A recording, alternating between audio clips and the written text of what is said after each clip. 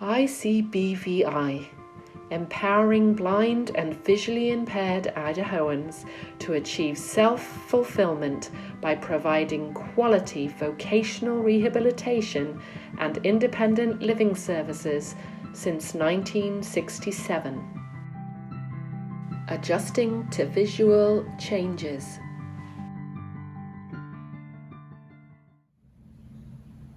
So my name is Sherry and I'm here today with Earl. I'm doing an interview about blindness. I just wanted to know, how did you lose your vision? I have an eye condition called retinopathy prematura. That's a condition caused by being born premature and exposed to high levels of oxygen. So I guess I've always had some form of visual impairment. But then as a teenager, I had some surgeries that corrected some other eye issues, and that enabled me to do things like drive and that sort of thing. It really wasn't until, I guess, around 30, as my eye condition progressed with the retinal scarring, that I finally got to a point where there really wasn't anything further that could be done. So. Okay. And how long have you been blind then? I guess this current state of blindness, I'd say since 30, so about 16 years now. Right now I have light perception, and that's really about it. So, and that's in my right eye. So. How long did it take you to get through that grief process of losing your vision? That's a great question.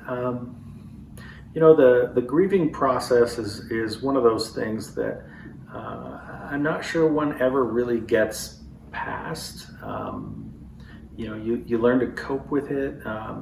You learn to adjust to blindness.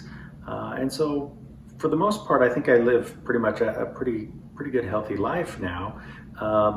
But I don't feel, for me anyway, that the grieving process really ever ends, because there are still moments that it can come and creep up, or there may be a task that I used to be able to perform really quickly, really well, and now it takes forever to do it because I have to figure out how to do it without being able to see what I'm doing. So there can be moments of frustration.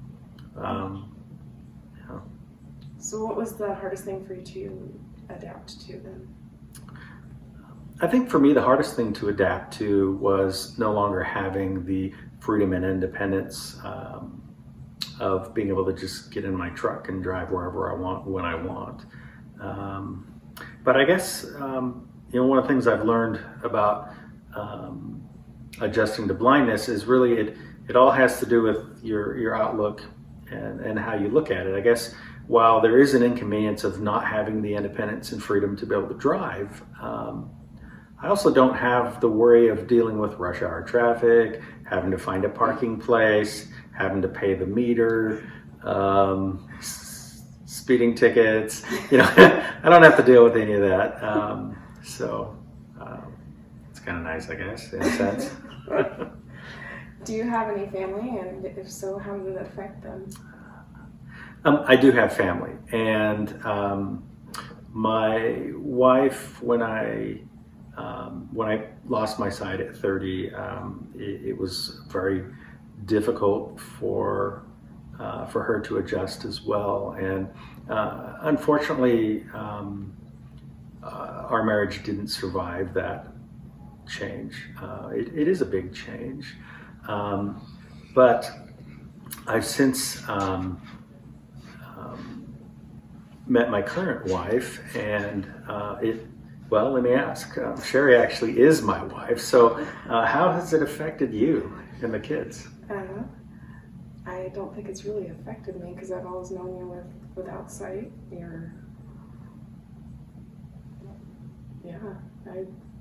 I mean, sometimes it's difficult. I have to be the one that drives everywhere, but I also like driving. So, and with our kids, they're pretty flexible. They've really turned out to be the people they are because of your help with them. I think the ones that I've noticed that it affects the most are our pet dogs, because they know I can't see them, so they don't listen to me if I tell them to go outside, or they try to sneak stuff because they think I can't see what's going on. So, yep. What mobility devices are you using, and what was the adjustment process like? So I use both a white cane and a guide dog. The adjustment process was a little interesting for me. I know, a lot of times people are nervous about using a cane. I started using the cane because I got tired of running into things or tripping on things or whatever. And so initially I used it out and about and around my yard and things like that. But I didn't actually use it at work because I was worried that my supervisors would see me as something less than I was with it. And unfortunately, one day while at work, I went to go outside on a break, and I entered the stairwell and didn't realize the first step was way closer than I was anticipating it to be, and I fell down 2 flights of concrete stairs. That caused me to spend 6 months doing physical therapy.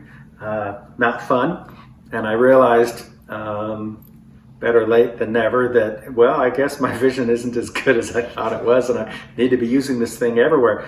My wife at the time, I think, actually had a harder adjustment to the cane than I did because she felt embarrassed. Not this wife, but my ex-wife felt embarrassed to go places with me because people would stare at us, and she wasn't comfortable with that. But as my mobility skills and my adaptive skills of blindness changed, and as I started going through the process of adjusting to blindness and realizing, hey, you know what, this is what life is, and so I got to take what I got and make the best of it.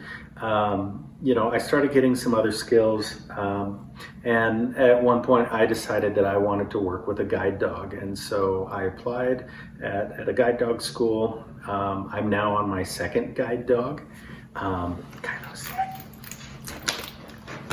and I don't know if he'll frame in the shot or not, but I have my guide dog Kylo with me, and he is a goofy 2-year-old black lab, and he loves playing with toys, and his favorite toy is a squeaky dinosaur. So when he's working, he's all business. He's very serious about how to do his job, but then when he's not working, it's playtime, so it's good. He likes to wake me up in the morning by nose bumping me. What technology devices are you using?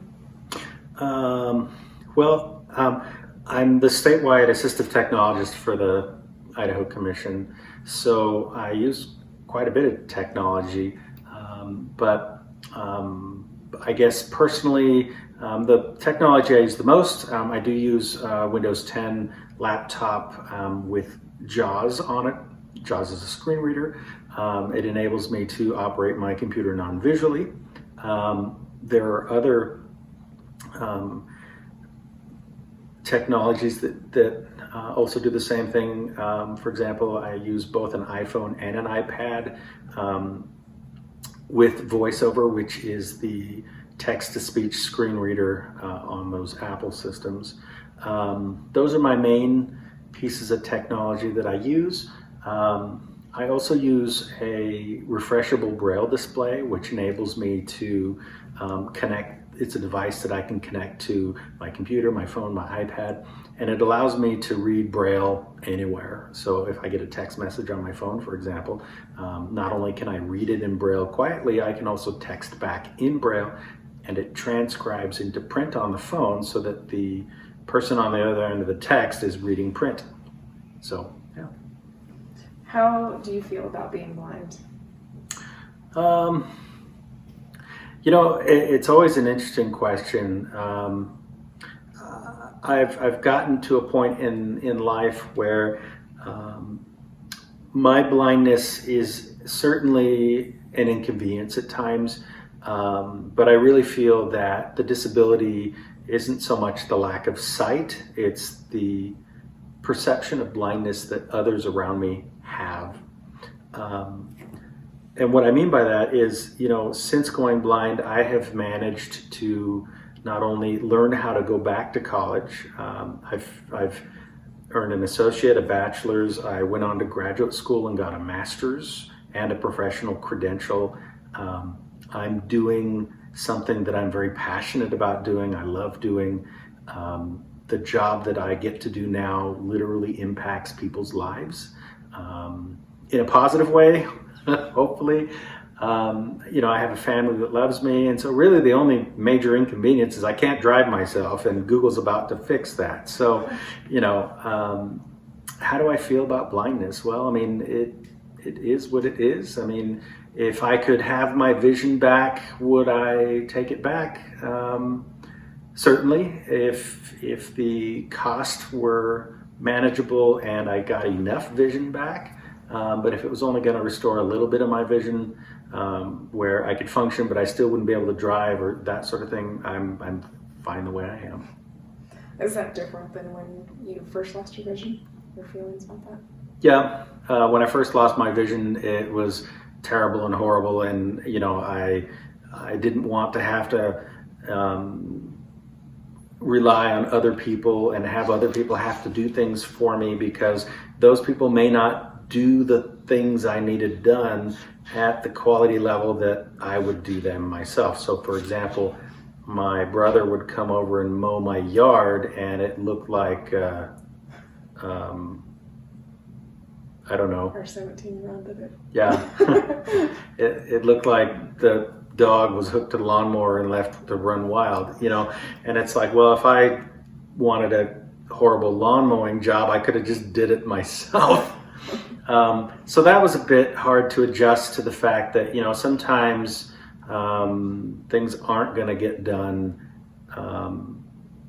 the way that I would get them done. And so my options are either roll with it, maybe try to be more specific with what your needs are, that sort of thing. But I didn't want to have to be reliant on people, and I thought I would have to be. I thought I'd be stuck at home on the couch, and that was just horrible to me. But with the right adaptive skills training, I found very quickly that that is not the case, that blindness doesn't mean lack of ability or capacity. So, Well, I appreciate you being honest today. We hope you enjoyed this video. For more information, see our website at www.icbvi.idaho.gov or contact our office at 208 334 3220.